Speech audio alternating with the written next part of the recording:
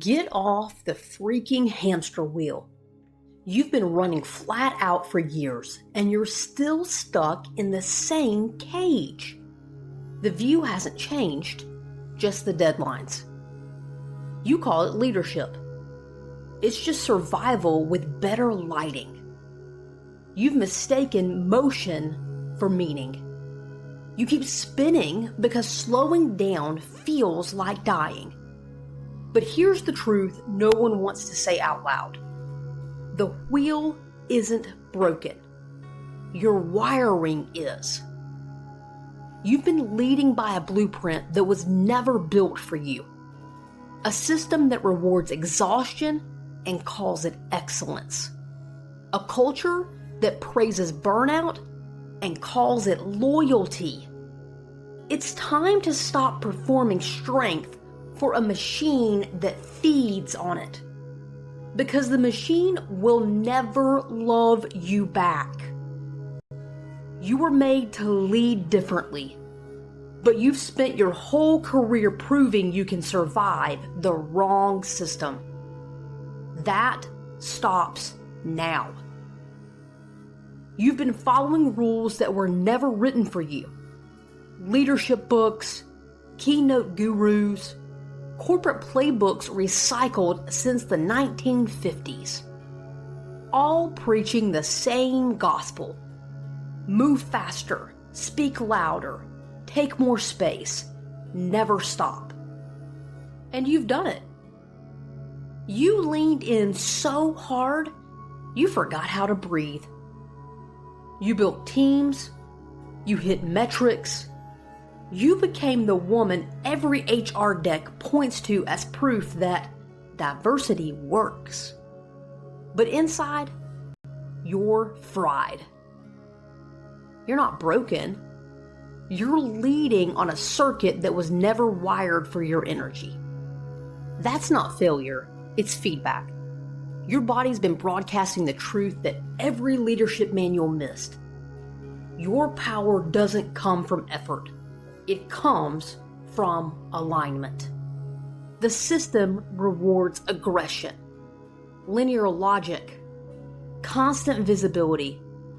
But your power isn't in volume. It's in precision. It's in intuition. It's in knowing when to move and when to wait. They told you to fake it till you make it. You did. Now you're the poster child for success and the cautionary tale for burnout. You've mastered command presence. You can silence a room with a single sentence. But the same strength that wins the boardroom is killing the part of you that used to feel alive when you led. That ache isn't burnout. It's grief. Grief for the version of you that led from intuition before she was told to be louder, sharper, tougher, just to survive. You keep chasing a version of leadership that requires you to amputate your instincts. Every time you overschedule, over-explain, over-deliver, you burn a little more of your own clarity as fuel for everyone else's comfort. You learned that leadership means control. That control equals safety. That safety equals success. But that equation only works for people whose wiring runs on domination. Not for you. You're not supposed to lead like a general. You're supposed to lead like a conductor, reading energy, timing, movement, not barking orders into the void. Look around. How many women at your level actually look alive? How many smile with their eyes anymore? How many of them admit they're exhausted by the very roles they fought to earn? The truth? Most of them are quietly suffocating under a leadership model that treats intuition like a liability. You were taught that emotion is weakness, that hesitation is doubt, that collaboration is compromise. So you stripped your empathy, buried your softness, sharpened your tone. And the promotion came. But the fulfillment never did. You run on adrenaline now. Caffeine, cortisol, dopamine. Chemistry has replaced connection. You're medicating misalignment, not managing workload.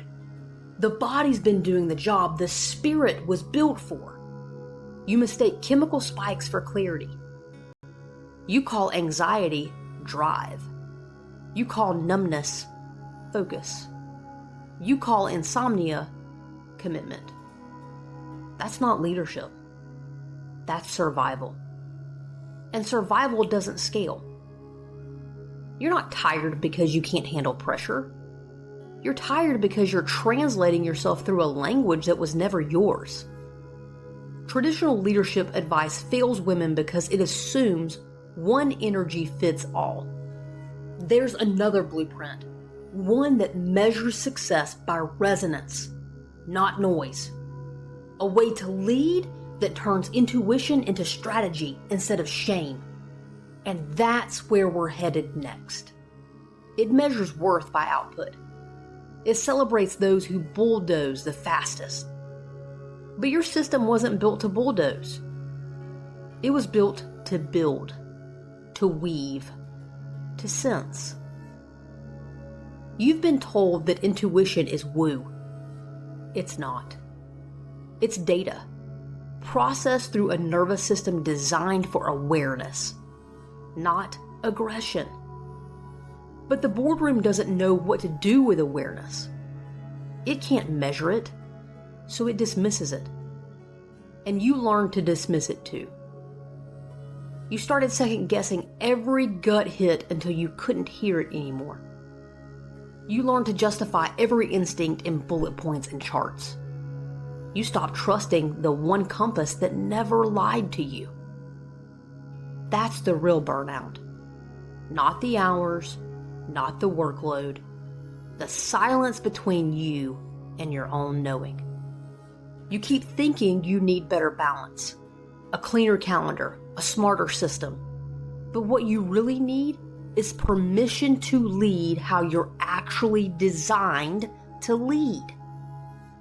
Because right now, you're a generator trying to initiate, a projector pretending to grind, a manifester explaining herself, a manifesting generator apologizing for speed, a reflector forced to decide before she's ready. That's not leadership failure. That's energetic malpractice. That's you running someone else's code and wondering why it keeps crashing. So let's rewrite it.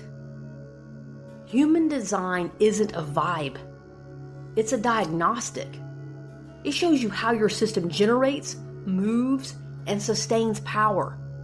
And when you stop fighting that wiring, everything you touch starts working again. Generators, your power isn't in ideas. It's in response. You light up when something in the world sparks you. But the corporate world taught you to initiate. You chase instead of wait. You push instead of follow the pull. That's why you're drained. Leadership for you isn't forcing momentum. It's choosing what's truly lit. Projectors, you see everything. You were built to read people and systems, not to out-hustle them. When you try to prove value with hours and volume, you fry your own clarity. Your leadership lands when you're invited to share what you see, not when you're forcing your way into rooms that can't hear you yet. Manifestors, you start revolutions, not committees. But the world taught you to ask permission, to soften your voice, to explain your vision until it's safe. Safe kills you. You're here to initiate, to shock systems awake. Stop apologizing for it. Manifesting generators. You move fast because you're designed to. Your genius is iteration, not perfection. But they told you to pick one lane, and now you're bored, resentful, and restless. Multi-focus is your focus. Own it. Reflectors. You mirror everything. You feel the health of your team in your own body. That's not sensitivity, that's data. You're the cultural barometer. You need time, moon cycle time, to know your truth. Stop letting anyone rush you. Every one of these blueprints has a strategy, a correct way to move through life so you stop bleeding energy. That's the part leadership training ignores. Energetics. They teach you metrics, delegation, influence. But if your energy's miswired, none of it sticks. This is where real leadership starts. Energetic literacy. Knowing when to move, when to pause, when to shut the laptop and let clarity rebuild itself. When you lead from design, results feel different. Meetings get shorter, decisions land faster. You stop convincing and start directing. Because aligned energy doesn't beg, it commands. The women who last in power aren't the ones with the toughest skin. They're the ones who know how their system works and refuse to trade it for approval. That's the shift you came here for. Not softer, smarter. Not balanced, correct. So check yourself. Where are you still proving? Where are you still grinding?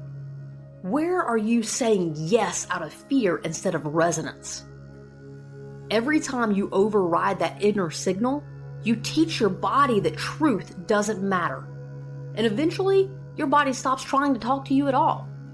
That's burnout. Start listening. Watch what lights you up. Notice what drains you. That's your data. That's your leadership intelligence system screaming to be read. The old model is dying. The new one is internal. It's women leading from design, not default. This is how we change culture. Not by screaming louder, but by becoming so attuned to our own wiring that misaligned systems can't survive around us. You don't need permission to do this. You just need to stop pretending the old way still works. Leadership is not about carrying everyone. It's about becoming the cleanest signal in the room, so everyone recalibrates around you. You can keep proving you belong in a structure that burns you out, or you can build a new one by living your design so unapologetically that it becomes the case study. The choice is yours. Subscribe before you talk yourself back into the grind. You already know the truth. Now stay close enough to remember it. I'll see you on Friday. Remember, you were never lazy. You were never too much. And you were never not enough. You are and have always been forever enough.